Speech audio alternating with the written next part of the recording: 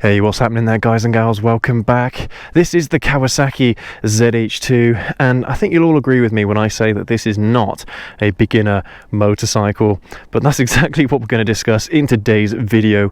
What are beginner motorcycles? Let's get right into it.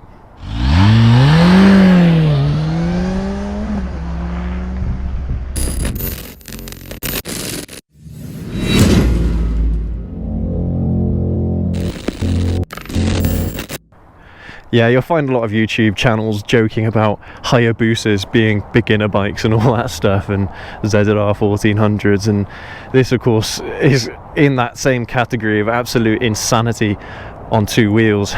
So no, this most certainly is not a beginner motorcycle as you would expect, but you would be surprised at how many people actually make that mistake, where they go ahead and get themselves a bike that is well outside their experience level. And in today's video we're going to try discussing kind of the whole gatekeeping behind big bikes, the whole red tape thing. We're going to try and analyze why that is the case, and how you can reach a motorcycle like this if this is the kind of bike that you are looking to buy. Should you? Maybe not, but we're going to get on the ZH2, go for a ride, and yeah, let's see if we can answer this question, as yeah, I'm sure a lot of you have got posters of your dream bikes, as I did as well when I was a kid. Had those dream bikes on my wall in my bedroom as a kid, and unfortunately it's only now that I feel like I qualify for buying one of these insane motorcycles. So yeah, let's jump on, let's go for a ride, and let's just see where this journey takes us.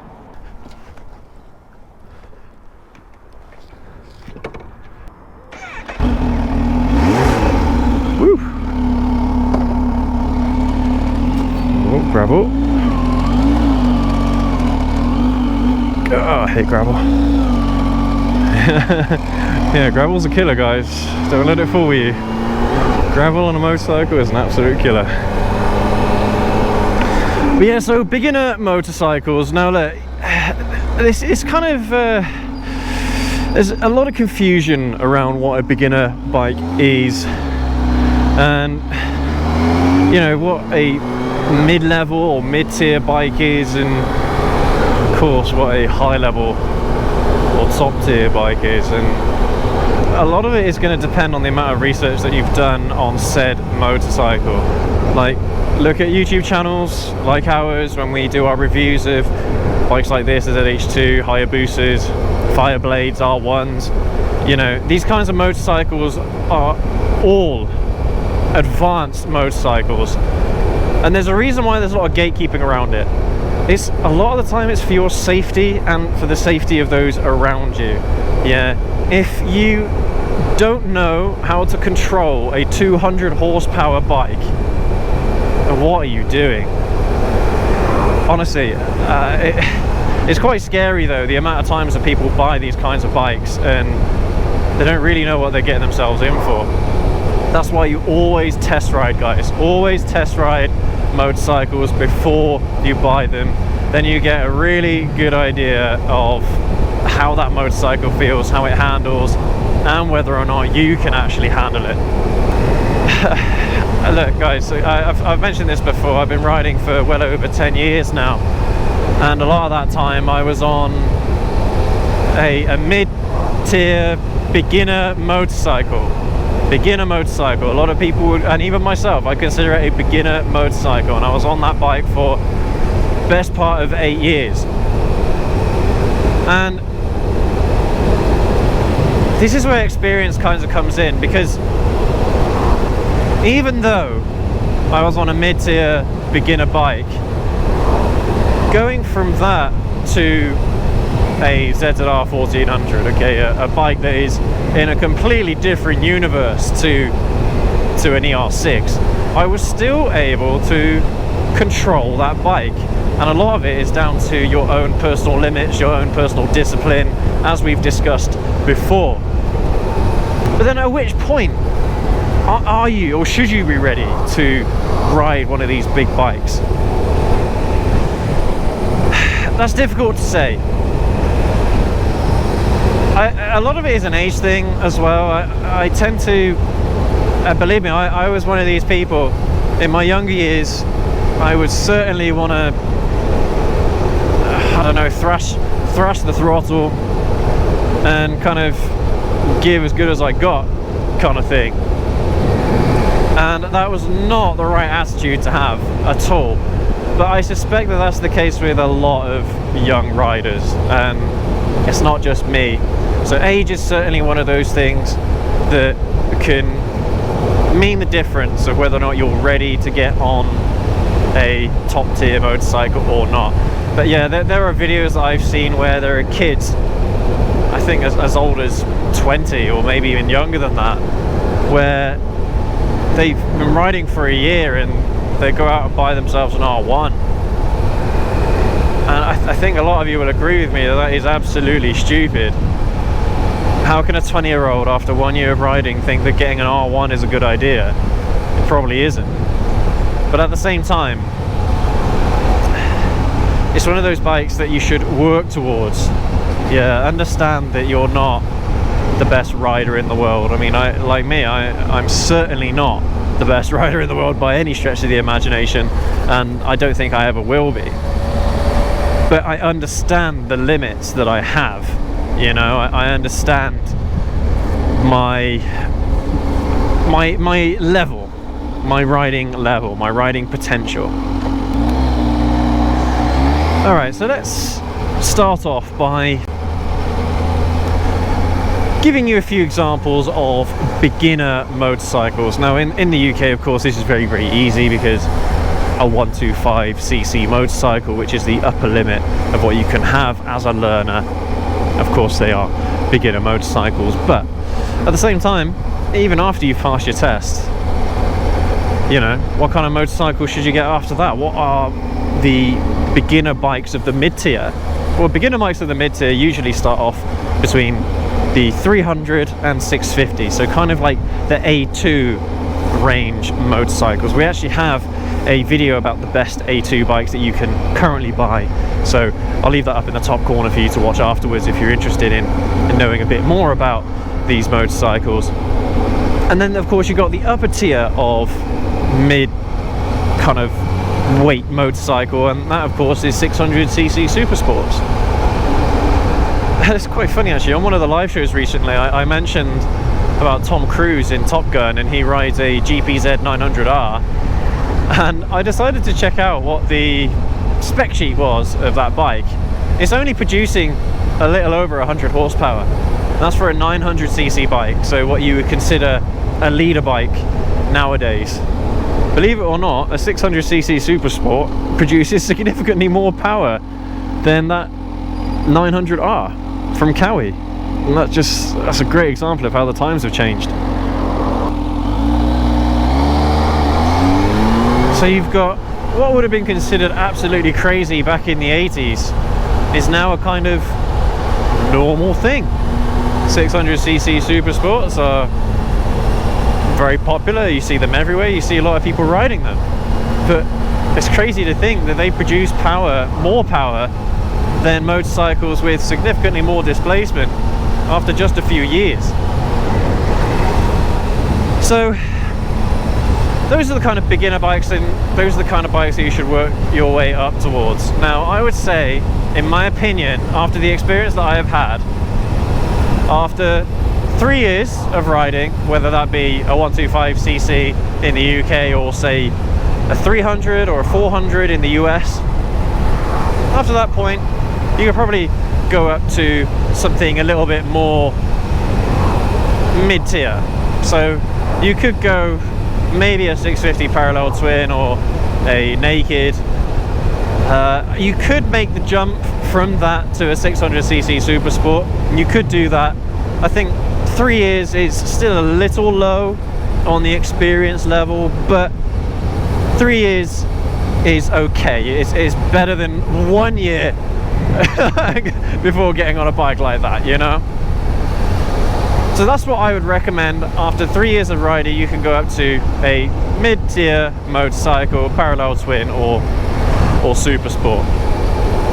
And then I would say maybe after a few years more, so 5 to 6 years, then you could probably look at getting those R1s, those Fireblades, and you know, the true poster bikes, you know, the bikes that you dreamt about. And again, I can't tell you what you should or shouldn't do.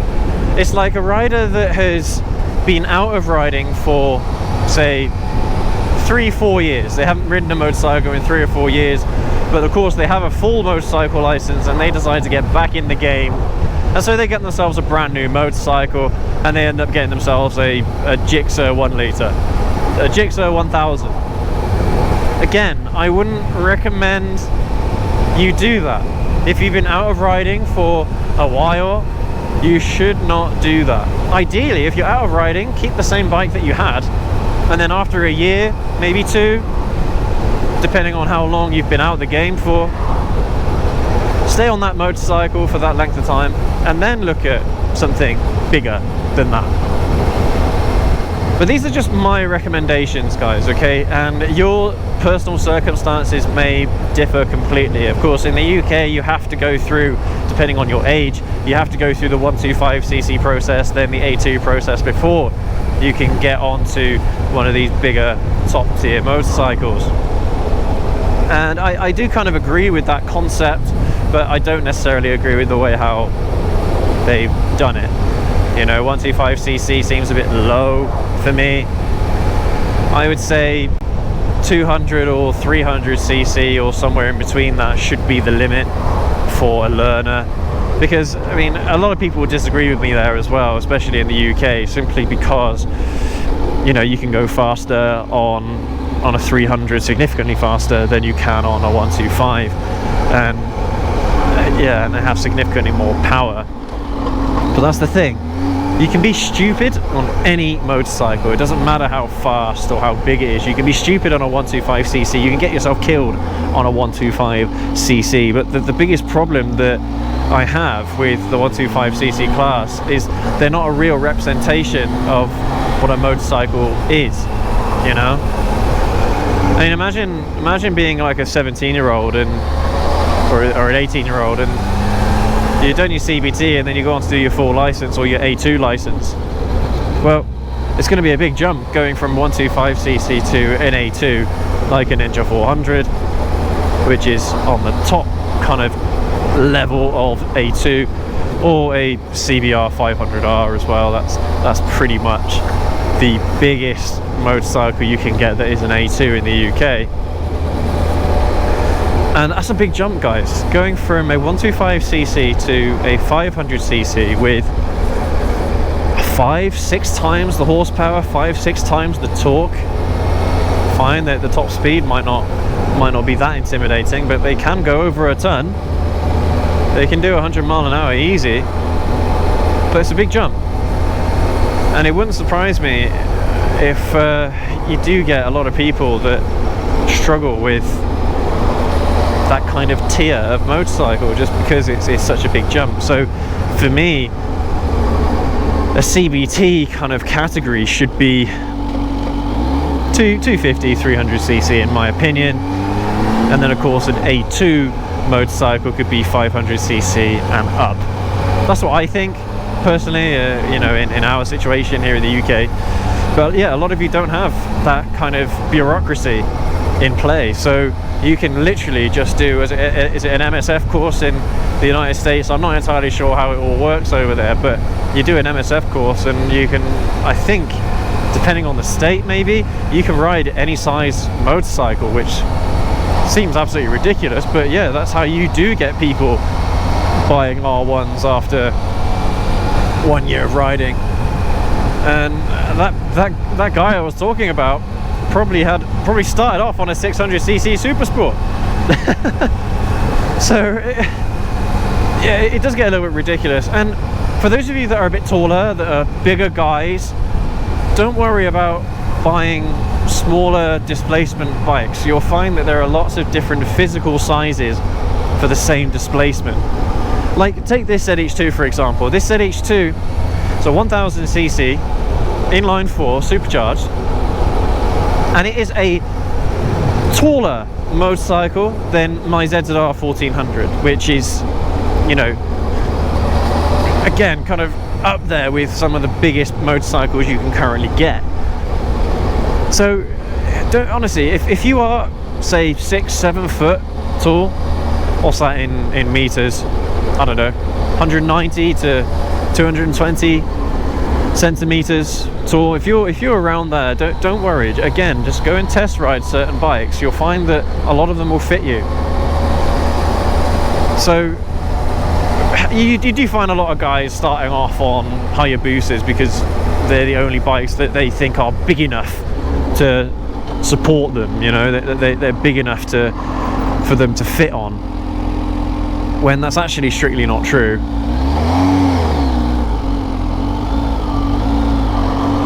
This guy's taking a while to get up this hill. But yeah, guys and girls, I will agree with you, there is a lot of gatekeeping in the motorcycling community, and look, at the end of the day, if you do want to buy yourself an R1 as soon as you can, when it's legal, then I can't stop you. No one can stop you. But again, little experience does mean more danger for you. Okay, that's why it's recommended to go on a littler bike, on a 300, on a 500 for a little while, then move up a little bit. Yeah, look, guys, I'm going to be completely honest with you. If you are not afraid of motorcycles, you should be. You're going about it completely the wrong way. These things are dangerous as hell if you're stupid with them. You have to treat all motorcycles with respect.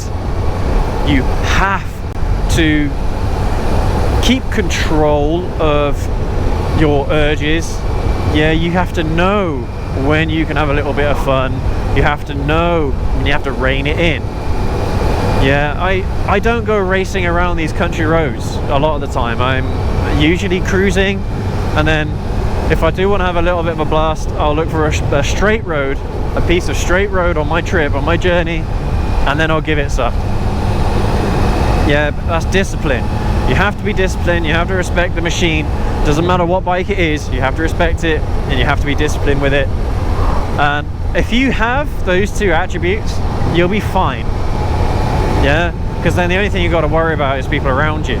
But you don't want to be a danger to yourself.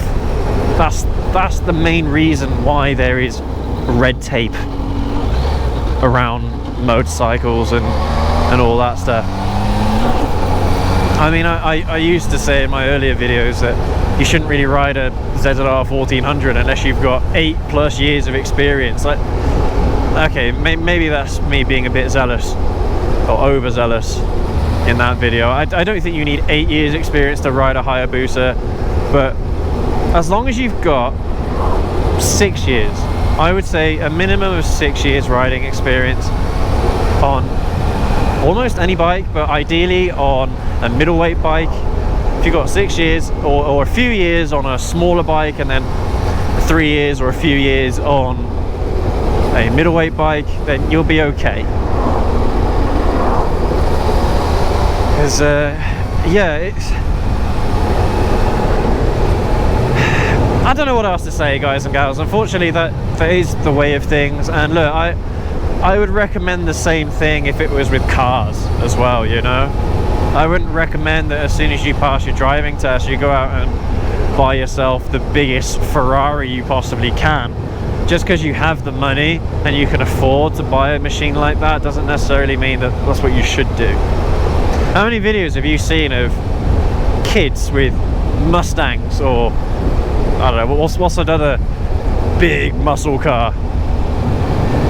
I don't know, like a Chevy Corvette, something like that, you know? When you see these kids in these cars with 500 odd horsepower, God knows how much torque, you know, an ungodly amount of torque. How many videos have you seen of these kids wrecking their cars, completely writing them off? I bet they haven't had that car for very long when they've done that. Oh, that's a pretty view, isn't it? Look at that.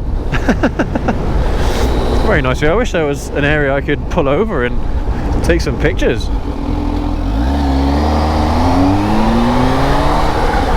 Ambulance.